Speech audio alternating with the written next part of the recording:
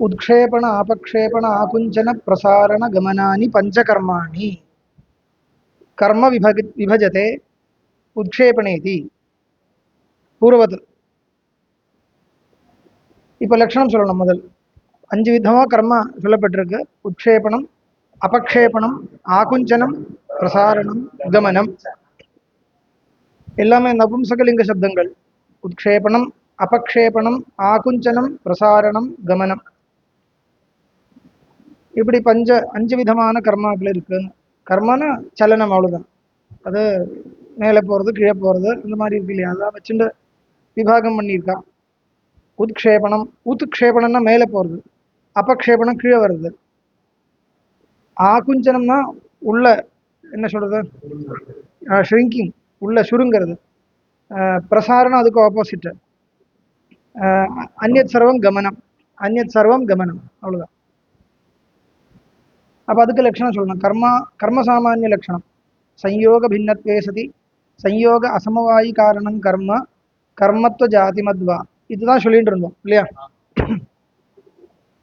ननु भ्रमणादेहे अपि अतिरिक्तस्य कर्मणः सत्वा पंच इत्यनुपपन्नम् 5 விதமான கர்மான்னு சொல்றது தப்பு ஏன்னா பிரமணம் இருக்கு இல்லையான்னு கேட்குறான் பூர்வபக்ஷி பிரமணம்னா சுத்துறது அது இதுல சேர்க்கலையே இதானி व्यजनस्य भ्रमणं भवति அது கமனம் சொல்ல முடியாது உட்க்ஷேபணம் சொல்ல முடியாது அபக்ஷேபணம் சொல்ல முடியாது ஆகுஞ்சனம் சொல்ல முடியாது பிரசாரணம் சொல்ல முடியாது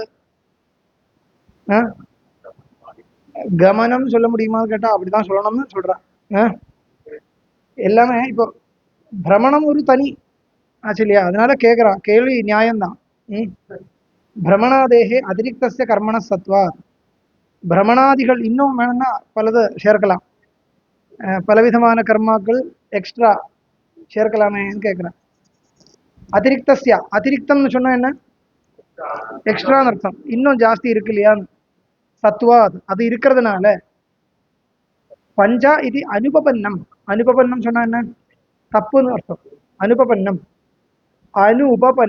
உபபன்னம் சொன்னா ரைட்டுன்னு அர்த்தம் உபபன்னம் உபபத்தியுடையது உபபத்தின்னா லாஜிக்னு அர்த்தம் யுக்தி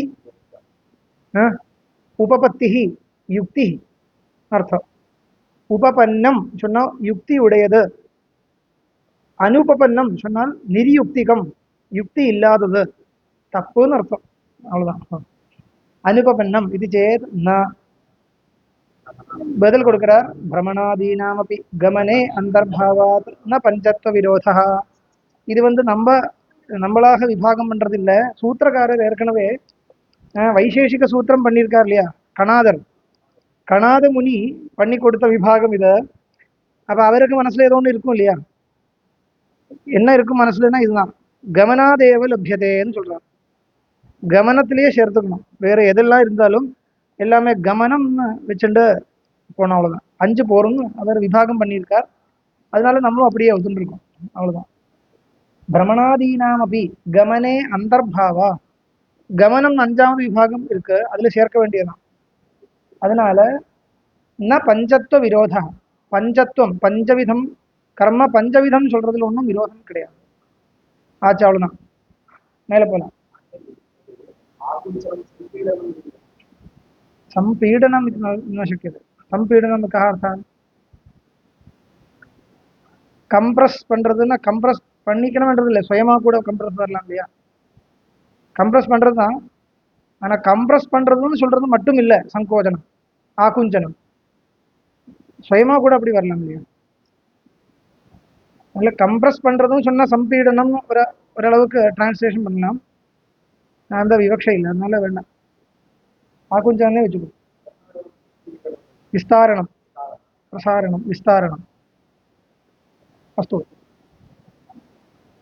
அடுத்தது பரம் அபரம் சேதி த்விவிதம் சாமான்யம் சாமான்யம் த்விவிதம் சாமான்யம் த்விவிதம் பரம் அபரம் சேதி இதெல்லாம் ஏற்கனவே தெரிஞ்ச விஷயம் சாமான்யம் விபஜதே பரமிதி பரம் அதிக தேசவருத்தி அபரம் நியூன தேசவருத்தி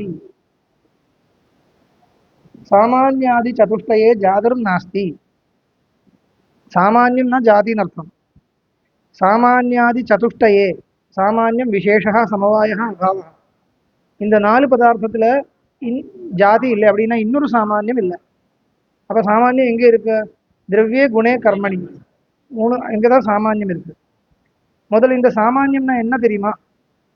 அது ஒரு சுமாரா தெரியும், அது கொஞ்சம் விசேஷமா தெரிஞ்சுக்கணும் இல்லையா? ஜாதி சாமானியம் अथवा जाति किमर्थं तस्य अङ्गीकारः क्रियते அது தெரிஞ்சுக்கணும். जातेः अङ्गीकारः किमर्थम्? ஏன இந்திரியன எத் கிரஹ்யதே தன்னிஷ்டா ஜாதிரபி தேன இந்திரியன கிரஹ்யதே அப்படிலாம் ரூல்ஸ் எல்லாம் வச்சுருக்கான். கண்ணால ஒரு கடத்தை பார்க்கும் பொழுது நீங்க கடத்தை மட்டும் பார்க்கல கடத்துவத்தையும் பார்க்கறது. அது என்னது கடத்துவம்? அது என்னது? அது எப்படி, எதுக்கு அது அந்த ஒரு பதார்த்தத்தை எதுக்கு ஒத்துண்டாகும்? அந்த பதார்த்தத்தை எதுக்கு ஒத்துக்கணும்?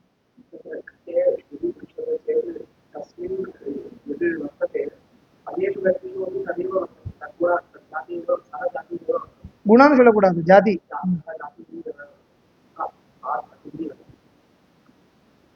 இல்ல ஜாதின்னு ஒரு பதார்த்தம் ஒத்துண்டாகணும்ன்றதுக்கு என்ன யுக்தின்னு சொல்றேன், அதுக்கு என்ன லாஜிக்? அப்படி ஒரு தனி பதார்த்தம் இருக்குன்னு எதுக்கு சொல்லணும்?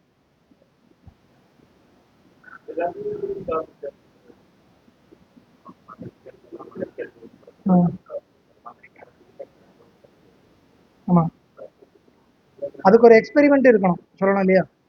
அது ஒரு பதார்த்தம் ஒத்துண்டாகணுன்றதுக்கு எதுக்கு ஒத்துண்டாகணும் கேட்டால் அதுக்கு ஒரு எக்ஸ்பெரிமெண்ட் சொல்லணும், ஒரு பரீட்சா, அன்வய வதிரேக பரீட்சா கர்த்தவியா. இப்போ உதாரணம் எப்படி சொல்லுவான்னா,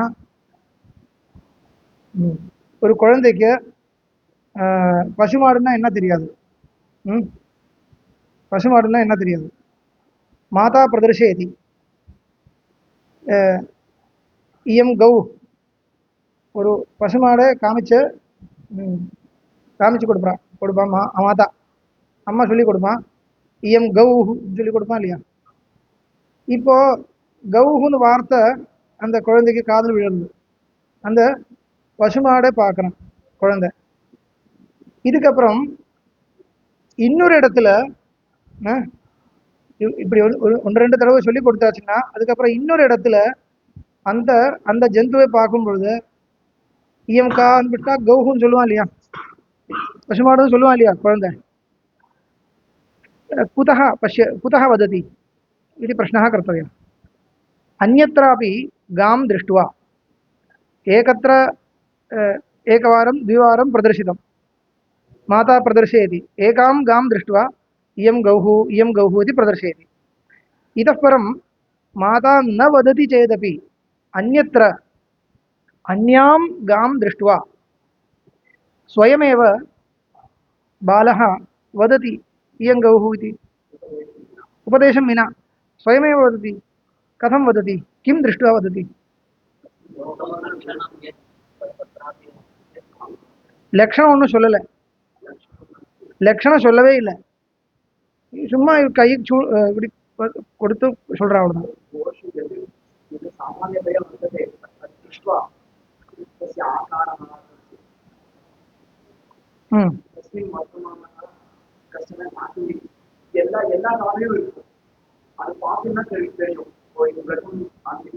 அந்த மாதிரி ஏதாவது சொல்லணும் இல்லையா? இப்போ ஒரு ஒரு பசுமாடை காமிச்சு இயம் கௌஹுன்னு சொல்லும் பொழுது அந்த குழந்தை அதில் இருக்கிற ஒரு சாமானிய தர்மத்தை கிரகிக்கிறான். அந்த சாமானிய தர்மத்தை, கோத்துவம் என்ற ஒரு சாமானிய தர்மத்தை புதுசா ஒரு ஜந்துவை பார்க்கும்பொழுது அங்கேயும் பார்க்கறான், அதனால சொல்லணும் இல்லையா? இப்ப இதுக்காக கோத்துவம் ஒண்ணு இருக்குன்னு ஒத்துண்டாகணும். அந்த கண்ணால அந்த ஜந்துவை பார்க்கும் பொழுது அந்த ஜந்துவை மட்டும் பார்க்கல, அதுல இருக்கிற ஒரு சமான தர்மத்தை பார்க்கறான், அதுதான் கோத்துவம்னு சொல்லணும். இந்த கோத்துவம் என்ற ஒரு தர்மம் இல்லைன்னு சொன்னா என்ன வரும்? புதுசா அந்த ஜந்துவை இன்னொரு இடத்துல பார்த்தா கோன்னு சொல்ல மாட்டான். புனః புனः உபதேச கர்த்தவிய ஸ்யாத் ததா நாஸ்தி, உபதேசம் வினா ஏவ வததி. கதம் வததின்னு கேட்டா அந்த சாமானிய தர்மத்தை பார்க்கறான். இங்கே எந்த அந்த சாமானிய தர்மம் ஒன்று, தனித்தனி வேற இல்லை. கோத்துவம் என்றது முதல் காமிச்ச கோல எந்த கோத்துவமோ சேம் அதே கோத்துவம் இன்னொரு கோவிலும் இருக்கு. இப்போ நீங்க கேட்கலாம், இதுக்காக சாமானியம் ஒத்துக்க வேண்டாம். இப்போ நான் சொன்னேன் இல்லையா, அதுக்கு மேல கேள்வி இல்லை. இதுக்காக சாமானியம் என்ற தர்மத்தை ஒத்துக்க வேண்டாம்.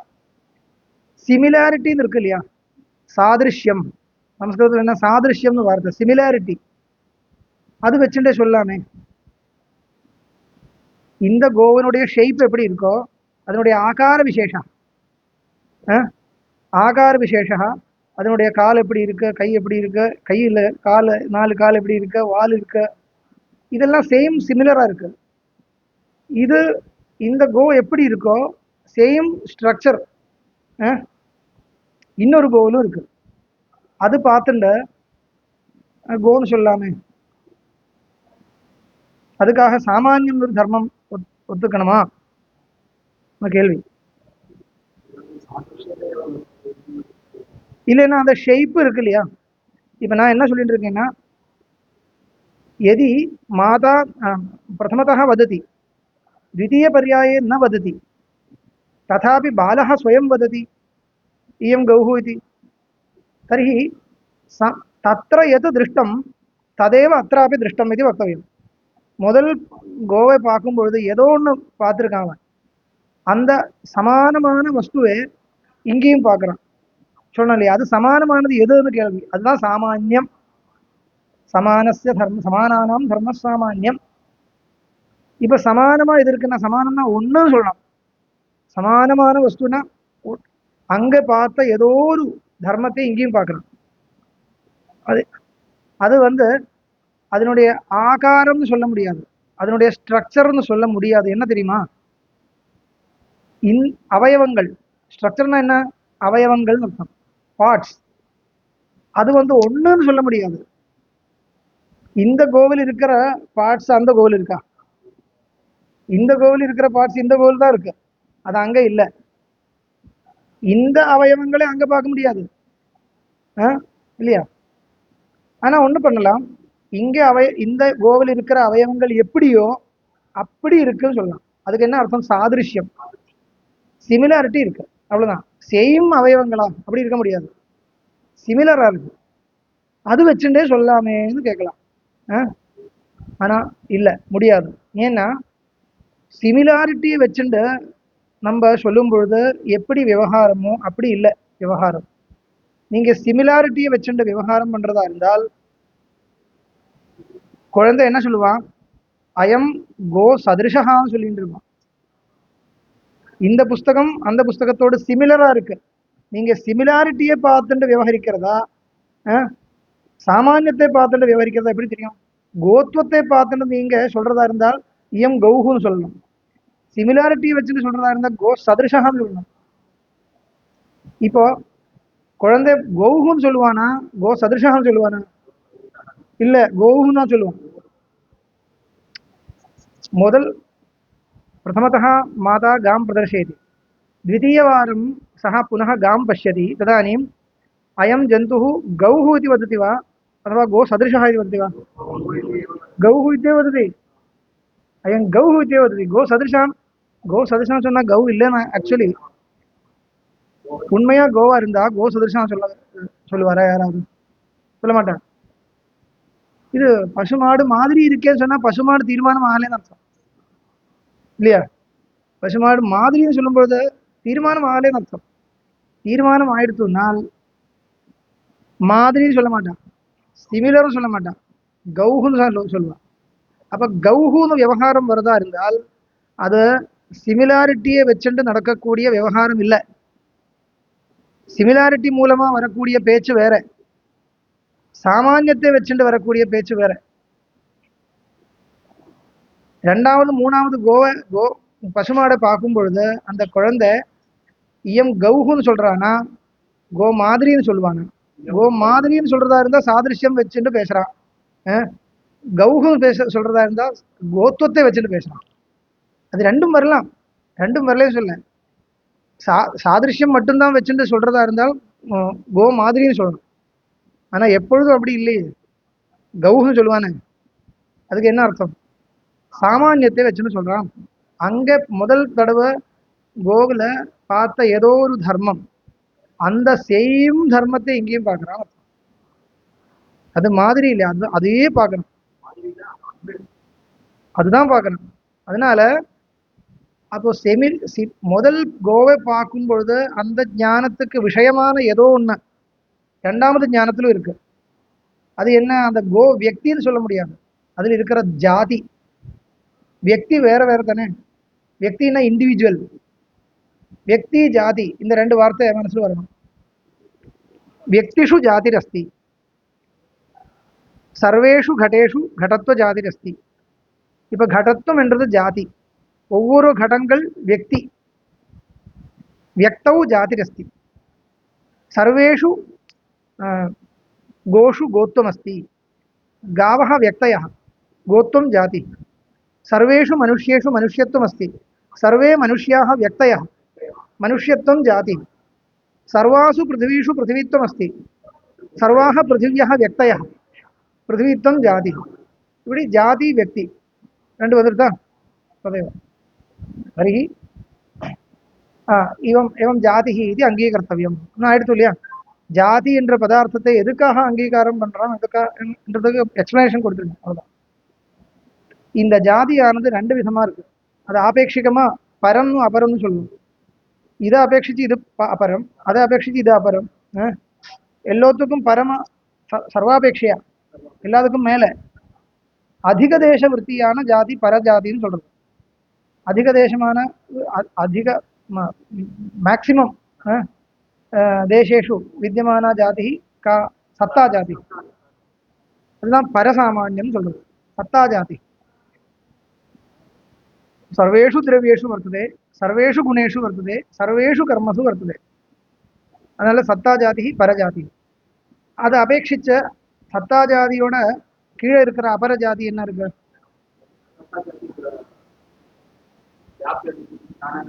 மூணு விதமான ஜாதிகள். அதுக்கு கீழே இருக்கிற சத்தா ஜாதியோட கீழே இருக்கிற ஜாதி என்ன? திரவிய ஜாதின்னு சொல்லவே கூடாது, திரவியத்துவ ஜாதி. சத்தா ஜாதி எங்க எங்க எங்க எங்க இருக்கு? திரவியே திரவியே குணே கர்மணி, திரவியேஷு குணேஷு கர்மசு ச சத்தா ஜாதி. அதுக்கு கீழே இருக்கிற ஜாதி திரவியத்துவ ஜாதி, குணத்துவ ஜாதி, கர்மத்துவ ஜாதி. இது சத்தா ஜாதியோட கீழே இருக்கு. அதுக்கும் கீழே இருக்கிற திரவியத்துவ ஜாதியை எடுத்துட்டு பார்த்தா திரவியத்துவ ஜாதி அபேட்சையா அபர ஜாதி கா अस्ति? पृथ्वीत्व जाति, जलत्व जाति, तेजस्व जाति, वायुत्व जाति, मनस्त्व जाति. முடிஞ்சு போச்சு. ஆகாசத்துவ ஜாதி இல்லை, ஏன்னா ஆகாசத்துவம் ஒண்ணுதான் இருக்கு. ஒரு ஜாதி இருக்கணும்னால் व्यक्तिகள் நிறைய இருக்கணும். ஒரு व्यक्तिயை வச்சுட்டு ஜாதி இருக்க முடியாது. ஏன்னா ஜாதி எதுக்கு ஒத்துக்கிறது? நிறைய व्यक्तिகள் இருக்கும் பொழுது அந்த நிறைய व्यक्तिகளை சேர்த்து புரியறதுக்கு தானே ஜாதி ஒத்துருக்கு. व्यक्ति ஒண்ணுதான் இருக்குன்னா அது ஜாதி தேவையில்லை. ஆத்மசு ஜாதி இருக்கு, விட்டு போச்சு. ஆத்மத்துவ ஜாதி, ஆத்மத்துவ ஜாதி இருக்கு, மனஸ்து ஜாதி இருக்கு. ஆத்மானः अनन्ताः सन्ति, ஏகைகஸ்மின் ஷரீரே ஏகைகः ஆத்மா. ஷரீரே ஆத்மா சொல்லக்கூடாது, இருந்தாலும் லௌகிகமா பாஷையில சொல்றேன். ஒவ்வொரு சரீரத்தோடு சம்பந்தப்பட்ட ஒவ்வொரு ஆத்மா இருக்கு. எத்தனை ஆத்மா இருக்குன்னு சொல்ல முடியாது. அனந்தாக ஆத்மானः சந்தி. तर्हि सर्वेषु आत्मसु आत्मत्व जातिरस्ति, सर्वासु पृथिवीषु पृथ्वीत्व जातिरस्ति, सर्वासु जलेषु जलत्व जातिरस्ति, सर्वेषु तेजस्सु तेजस्त्व जातिरस्ति, सर्वेषु वायुषु वायुत्व जातिरस्ति, सर्वेषु आत्मसु आत्मत्व जातिरस्ति, सर्वेषु मनस्सु मनस्त्व जातिरस्ति, सर्वेषु आकाशेषु சொல்ல முடியாது, ஏன்னா ஏகமேவ ஆகாசம். सर्वेषु कालेषु சொல்ல முடியாது, அகண்ட காலஹ ஏகா. சர்வாசு திக்ஷு சொல்ல முடியாது, அகண்டா திக்கு ஏகா. அதில் அங்க மூணு இடத்திலும் ஜாதி கிடையாது.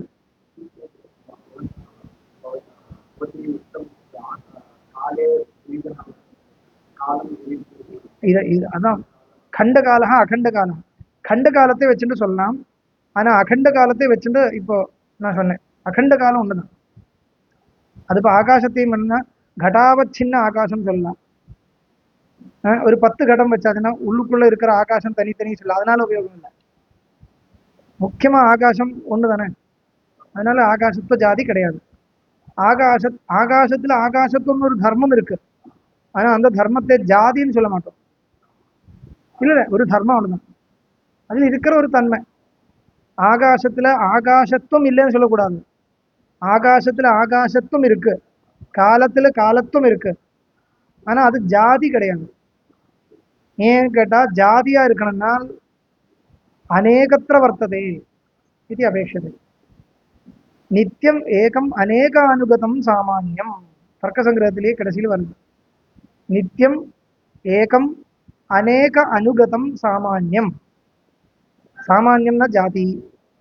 ஜாதி நித்தியமா இருக்கணும், ஏகமா இருக்கணும், அநேக அனுகதமா இருக்கணும். அநேக அனுகதம்னா என்ன அர்த்தம்? அநேகத்திர வித்தியமானம், அநேகாசு வியக்திஷு வித்தியமானம், அநேக அனுகதம். அனுகதம் சொன்னா சேர்ந்ததுன்னு அர்த்தம். அநேகத்தோட சேர்ந்தது.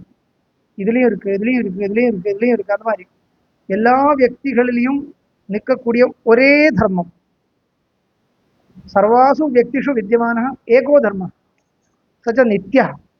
அதுக்கு அழிவும் இல்லை, உற்பத்தியும் இல்லை, நாசமும் இல்லை.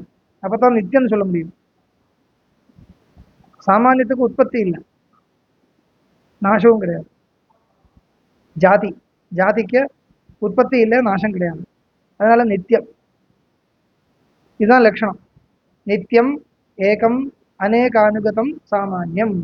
தர்க்க சங்கிரகத்து மூலத்திலேயே இருக்கு, கடைசியில் வரும். சரியா? அப்போ திரவியத்துவ ஜாதிக்கு கீழே திரவியத்துவ ஜாதி எத்தனை ஜாதி இருக்கு? திரவியத்துவ வியாபிய ஜாதின்னு சொல்லலாம். திரவியத்துவத்தை அபேட்சிச்சு வியாபிய ஜாதி, அபர ஜாதி. பிருத்திவியாதி ஜாதின்னு சொல்லக்கூடாதுப்பா, பிருத்திவித்துவாதி ஜாதி. பிருத்திவி ஜாதி இல்ல, பிருத்திவி வியக்தி. பிருத்திவித்துவம் ஜாதி. நம்ம லௌகிக பாஷையில் அப்படி சொல்றது மனுஷ ஜாதி. மனுஷன் ஜாதி இல்ல, மனுஷன் வியக்தி.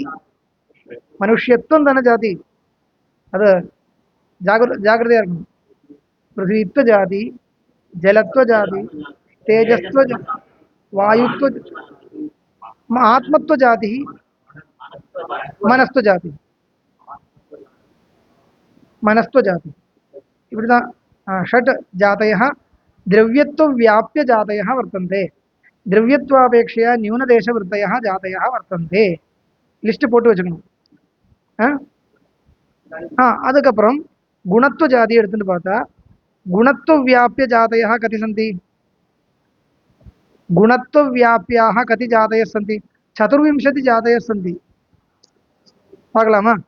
रूपत्व जातिः, रसत्वं, रूपत्वं, रसत्वं, गन्धत्वं, स्पर्शत्वं, शब्दत्वं, बुद्धित्वं, ಇಲ್ಲ ಸಂಖ್ಯಾತ್ವಂ, ಪರಿಮಾಣತ್ವ, ಪಾದ ಸುಲಭಂ, ಸಂಯೋಗತ್ವಂ. ಕ್ಷಣ ಕ್ಷಣ ಕ್ಷಣ பார்த்துன்னு சொல்லலாம்.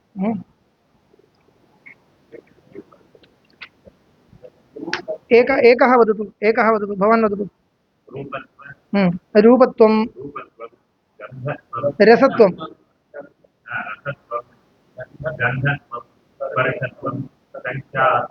परिमाणत्वं. அல்ல இல்ல, அதுக்கு தான் கவனிக்கணும் சொன்னேன். பிருத்தக்துவம் தானே குணம். அப்ப பிருத்தக்துவத்தில் இருக்கக்கூடிய ஜாதி பிருத்தக்துவத்துவம்னு சொல்லணும். பாருங்க, எல்லா பிருத்தக்துவத்திலும் இருக்கிற தர்மம் தானே. பிருத்தக்துவம் ஒரு குணம், அங்கேயும் ஒரு துவம் இருக்கு. அப்ப அந்த எல்லா பிருத்தக்துவத்திலும் இருக்கிற ஜாதி என்ன? பிருத்தக்துவத்துவம். அதுதான் கவனிக்கணும். பிருத்தக்துவத்துவம், संयोगत्वம்.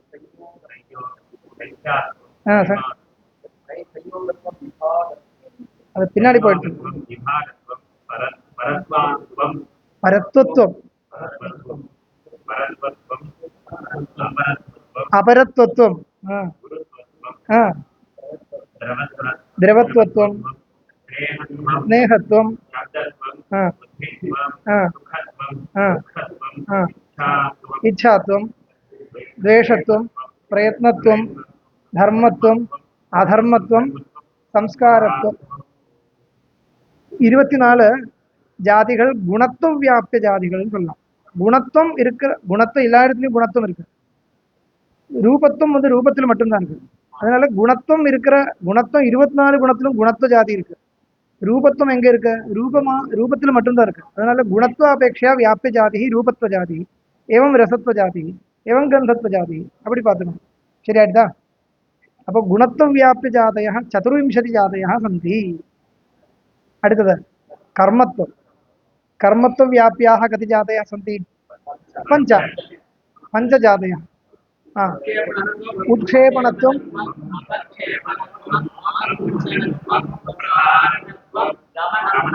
गमनत्वம் ஆயிடுச்சு. பஞ்சஜாதையா சந்தி. அதாச்சு. இதுக்கப்புறம் இன்னும் கீழே பார்த்தா பிருத்திவித்துவ ஜாதி ஒன்று எடுத்துக்கலாம். பிருத்திவித்துவ ஜாதி ஏகா ஜாதி. பிருத்திவித்துவ ஜாதி எங்கே இருக்கு? घटे पटे पुस्तके वृक्षे सर्वत्र अस्ति किल. அப்போ पृथ्वीत्व जात्यपेक्षया व्याप्य जातयः कति सन्ति इति சொல்லவே முடியாது.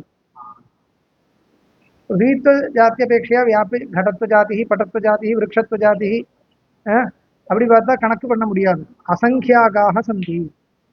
एवं जलत्व व्याप्य जातयः असंख्याकाः सन्ति. एवम् अनन्तम् अनन्तम् इति रीत्या अस्माभिः द्रष्टव्यम्. रूपत्व व्याप्य जातयः कति भवन्ति? रूपत्वं रूपे विद्यमान जाति. रूपत्व व्याप्य जातयः कति கேட்டால் இல்ல ரூபத்துவம் வேற. ரூபத்துவம் எங்க இருக்கு? அங்க சில இடத்துல கணக்கு பண்ண முடியும். இல்ல பாருங்க, ரூபத்துவம் எங்க இருக்கு? ரூபத்துவம் எல்லா ரூபத்திலும் இருக்கு இல்லையா? ரூபத்துவம் எல்லா ரூபத்திலும் இருக்கு இல்லையா? शुक्ल नील पीत रक्त हरित कपिश चित्र भेदा सप्तविधम. அப்ப ரூபத்துவ வியாபிய ஜாதயः சப்த. அது கணக்கு பண்ணலாம். சில இடத்துல எங்க விபாகம் இருக்கோ, கரெக்டா விபாகம் இருக்குன்னா கணக்கு பண்ணலாம். எங்க வந்து இல்லையோ அந்த ஒன்றும் பண்ண முடியாது. சப்த ஜாதயः ரூபத்துவ வியாபிய ஜாதயः சப்த. கிம் शुक्लत्वं पीतत्वं हरितत्वं कपिशत्वं चित्रत्वं शुक्ल नीलत्वं पीतत्वं रक्तत्वं हरितत्वं कपिशत्वं चित्रत्वं சப்தா ரூபத்துவ வியாபிய ஜாதயம். இதுதான் ஐடியா. நான் இதுக்கப்புறம் சொல்ல மாட்டேன், நீங்களே பார்த்துக்கணும். இதுதான் இந்த மாதிரி அதை பிரித்து படிக்கணும்.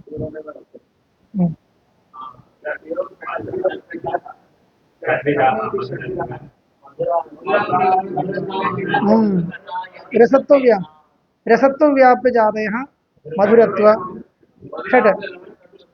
तर्हि मधुरत्वं लवणत्वं कटुत्वं कषायत्वं तिक्तत्वम् इदेल्ल. मधुर अम्लत्वं लवणत्वं मधुरत्वं कटुत्वं कषायत्वं तिक्तत्वं षड्विधाः रसत्व व्याप्य जातयः. स्पर्शत्व व्याप्य जातयः त्रिविधम्. उष्णस्पर्शत्वं शीतस्पर्शत्वम् अनिष्णाशीतस्पर्शत्वं. गन्धत्व व्याप्य जातयः सुरभित्वं असुरभित्वं. அந்த மாதிரி அங்க இல்ல அந்த மாதிரி பார்க்கணும். சரி, நீங்களே பார்த்துக்கோங்க. சரியா போச்சு. இந்த மாதிரி வியாபக ஜாதி வியாபிய ஜாதின்னு ரெண்டு இருக்கு. அதை அபேட்சிச்சு இது வியாபியமா இருக்கு, இதை அபேட்சிச்சு அது வியாபகமா இருக்கு. संख्या वक्तुं शक्यते. திருத்துவம் நிறைய இருக்கு, அது சொல்ல முடியாது, கணக்கு பண்ண முடியாது. சரி, அந்த மாதிரி விபாகம் வச்சுட்டு அதுக்கு கீழே இருக்கிற ஜாதிகள் இப்படி இருக்குன்னா இதெல்லாம் வச்சுட்டு நிறைய பரிஷ்காரங்கள் எல்லாம் வரும். தீபிகையில் ஒன்றும் வராது. தீபிகை வந்து சின்ன ஒரு கிரந்தம் தானே, அதில் ஒன்றும் வராது. மேலே முக்தாவளி எல்லாம் பார்த்தா வச்சுட்டு நிறைய விஷயங்கள் வரும். அப்போதான் அது யூஸ் ஆகும். இப்போ யூஸ் ஆகாது. ஏன்னா இப்படி இருக்கு. இந்த ஒரு கன்செப்டை புரிஞ்சுக்கணும் முக்கியமா. அந்த கன்செப்டை விடக்கூடாது. சரி. पराजाति न व्यापक जाति, अपराजाति व्याप्य जाति। पराजाति व्यापक जाति, अपराजाति व्याप्य जाति। जाति व्यक्ति एतद्वयम् अवगन्तव्यं। व्यक्तिषु जातिरस्ति, सर्वासु व्यक्तिषु जातिरस्ति, व्यक्तयः अनन्ताः, जातिः एका।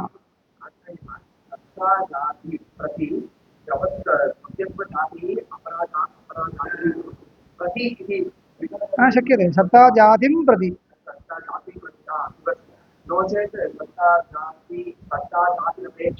जातेरपेक्षया सत्ता जातेरपेक्षया द्रव्यत्वजातिः अपराजातिः அந்த மாதிரி சொல்லலாம். குணத்வஜாதிஹி அபராஜாதிஹி அதுதான். இப்போ அந்த விஷயம் ஆயிடுச்சு. சாமானியத்தை பற்றி ஒரு கிளாஸ். சாமானியம் என்ன, அது எதுக்கு ஒத்துண்டாகணும், அது எத்தனை விதமாக இருக்குது, அதனுடைய லட்சணம் என்ன, இதம் சர்வம் வக்தव्यम्. अस्ति நீங்கள் கவனிக்கலையே தர்க்கசங்கிரகம், அதனால நான் திருப்பி சொல்லிட்டு இருக்கேன். தர்க்கசங்கிரே இது சர்வம் அஸ்தி. தர்க்கசங்கிரகத்தினுடைய கிளாஸ் தான் இதெல்லாம். அங்கே படித்து தான் வரணும், அப்போ தான் வேகமாக போகும். தர்க்கசங்கிரகம் சொல்லும்பொழுது சொல்ல வேண்டிய விஷயம்.